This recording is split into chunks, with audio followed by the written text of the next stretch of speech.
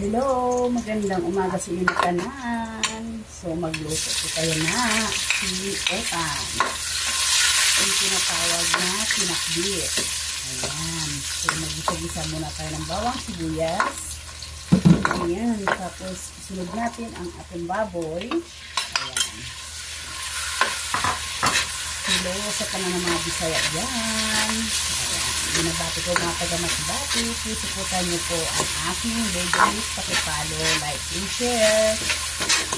Ayan. Supportan niyo po ang aking YouTube channel, Rose Vlog Cooking Tips po. Ayan.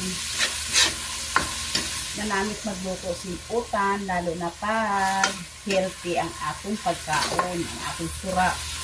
Ada, gisa-gisaanin natin. Guys, ayan na, nagisa na natin ang atong baboy. So, isunod na natin ang atong kamatis. Ayan. Isunod natin, guys, ang bagong alamang. Ayan. So, mas masarap kung bagong alamang. Ato natin. Pero kung wala man lang kamusin alamang, ay pwede naman kahit wala. So, depende lang din sa iyo kung magamit kung saan bagong alamang. Minsan, nagluluto man ako wala sin alamang. Pero kung igwa, nagluluto ako na may alamang. So, abot na. So, gisa-gisa muna natin konti.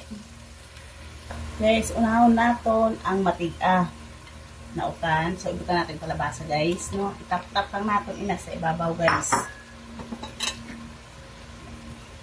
Okra. Ibutan na natin. Tapos, ibutan na natin ang palaya.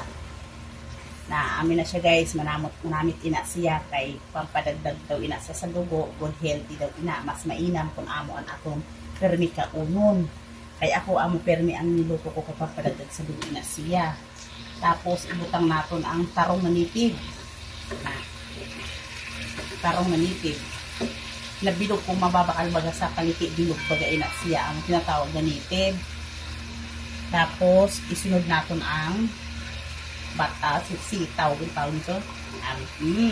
Parang yun na anong tawag sini. Isunod na natin.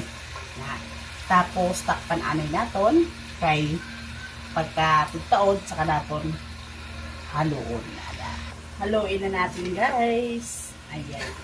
Pero, di rin dapat hotcook ang pagluto sa atong utan, no?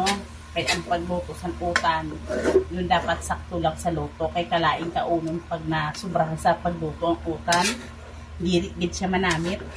Ayay. Ang akong utan.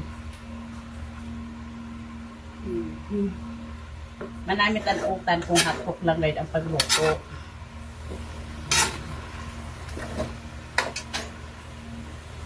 Kanamit siya nakaon ko sa ninaadlaw, kaya adi naman ako nag-utan. Minsan lang gani kami mag-utan didi sa among balay, kay permi karne ang among sura didi.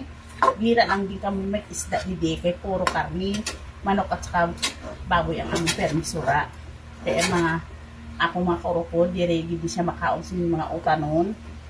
Nakadakuan nila permi ang karne na sura, permi prito. So, ako, diri ako kontento kung puro prito. Gusto ko din may gulay at saka may isda gayon. Ayan. So, taklo ba natin, anay, no? Para maluto yung ibang gulay. Amin yung tinatawag na utan ng hotcook, baga. Kaya manamit, medyo crunchy baga ang utan. Manamit ka unon. Tapos, butang natin tubig para maluto gayon siya. Yan. Kahit isang tasa lang na tubig para magpulo siya. Para maluto na ng mga ibang utan na matiga. Ayan, guys. Luto na yung atong utan. Adi na, pwede na. Ready na kumaon. Kay luto na ang atong utan. Ayan. Tama lang pagkaluto, guys. Kasi pag nasubrahan naman siya sa pagluto, kalaing kaunon ang utan. Kay di manamit pag overcook na.